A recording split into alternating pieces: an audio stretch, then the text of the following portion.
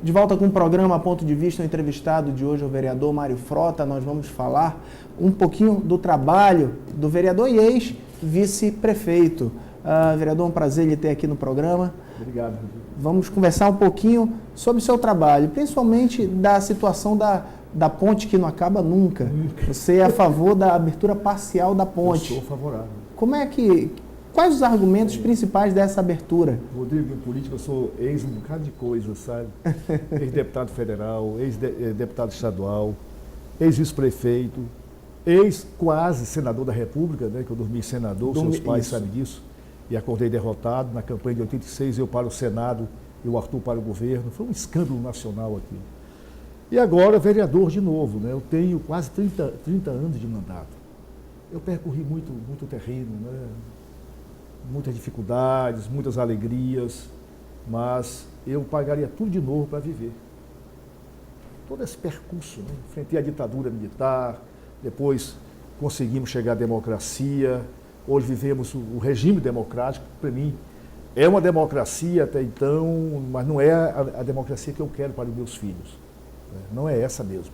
Eu acho que nós temos muito a fazer pelo Brasil para que ele seja um país bem melhor para os nossos netos, né, nossos filhos mesmo e nossos netos. Mas aí você perguntou... Da ponte, que você é a favor da abertura parcial da ponte. Olha, Rodrigo, essa ponte começou... A ponte mais cara do planeta. Eu nunca vi uma ponte tão cara. Planeta. Ela foi orçada em 576 milhões de reais. Diz a lei brasileira que não se pode... nenhum aditivo pode superar 25%. Ela já dobrou o preço. Já está em 1 bilhão e 85 milhões de reais, segundo uns 3 dias atrás a crítica publicou. Não é? Vários jornais têm publicado a respeito do novo preço da ponte. É um escândalo, na minha opinião, a ponte que liga Manaus a Cacaupireira, a Iranduba e também a todos os municípios do outro lado do Rio Negro. Eu sempre defendi a ideia da ponte. Ela é ótima. Nós temos de nos libertar dessas balsas quebradas. Às vezes o motor da balsa para no meio do rio e a balsa fica à deriva. Isso é um horror.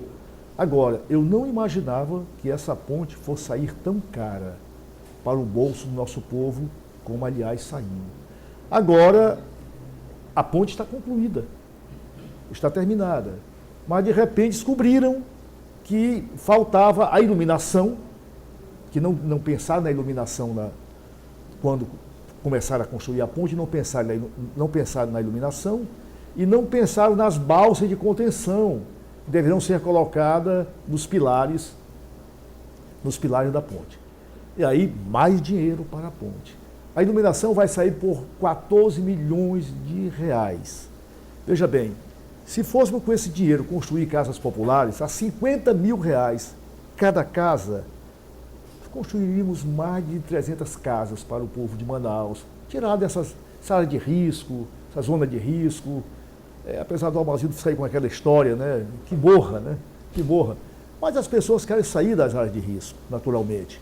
Seria interessante que esse dinheiro fosse direcionado. Será que esses fios são de ouro? Será que os filamentos das lâmpadas desta ponte são de prata? Essa é a impressão que eu tenho. Tão caro que vai sair a iluminação desta bendita ponte. Não sou contra a ponte não, pelo contrário. Acho que a ponte é importante, interligar o outro lado do Rio Negro a Manaus. Acho que do outro lado do Rio Negro, ali na região do Cacaupireira, vão surgir grandes bairros dormitórios. Por quê?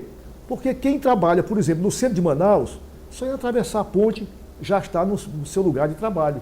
Não é verdade?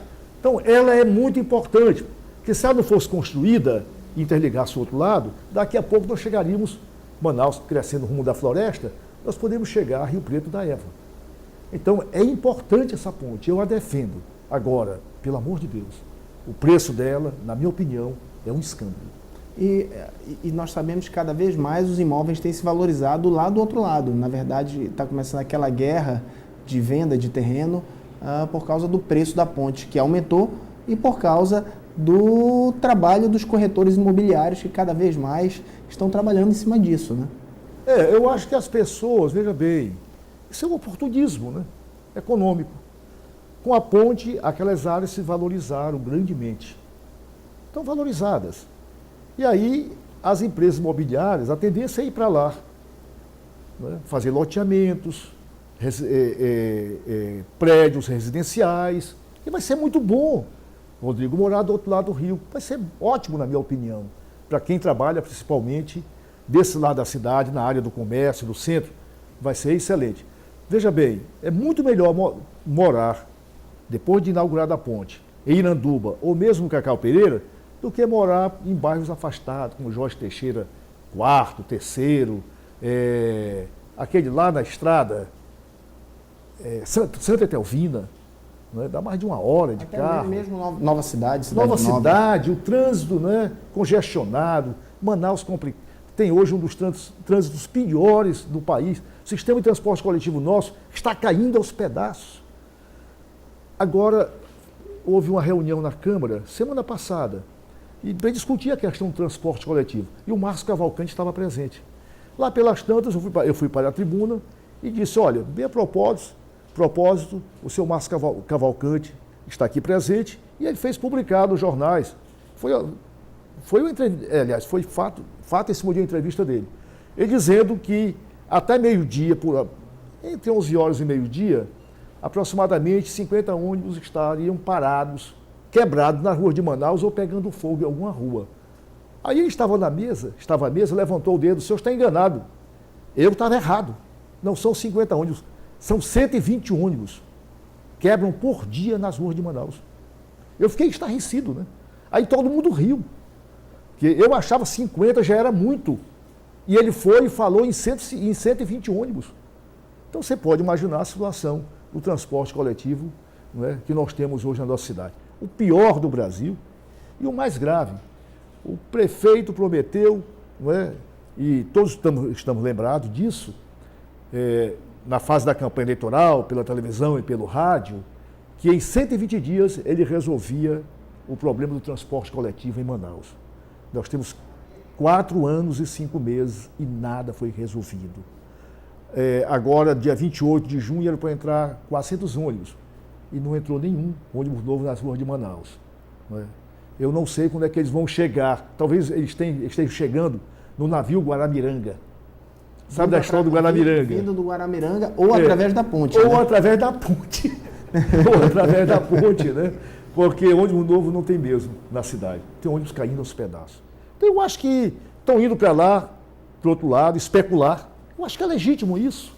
É legítimo, a ponte está saindo mesmo. Agora, o governador fala em inaugurá-la em outubro ou novembro. Por que não abri-la agora? Se o problema é de iluminação noturna, então vamos inaugurá-la, pelo menos parcialmente, uma inauguração parcial, ao longo do dia. Vamos colocar as faixas, né?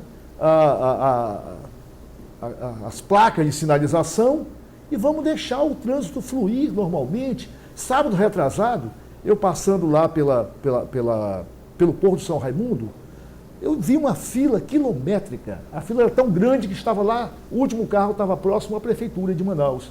Devia ter uns 2 a 3 quilômetros de carros, né? Entre ônibus, caminhões, automóveis, motocicleta, estava aquele monte de carros impressionante. Ou seja, o governador, se ele agora inaugurasse parcialmente a ponte, se ele resolver fazer isso, ele vai receber o aplauso de todo mundo na cidade. Gostaria que essa entrevista durasse mais 1 hora, mas infelizmente o tempo do programa é curto. Vereador, muito obrigado pela entrevista. Fazendo um pequeno intervalo, volto já já com o programa Ponto de Vista.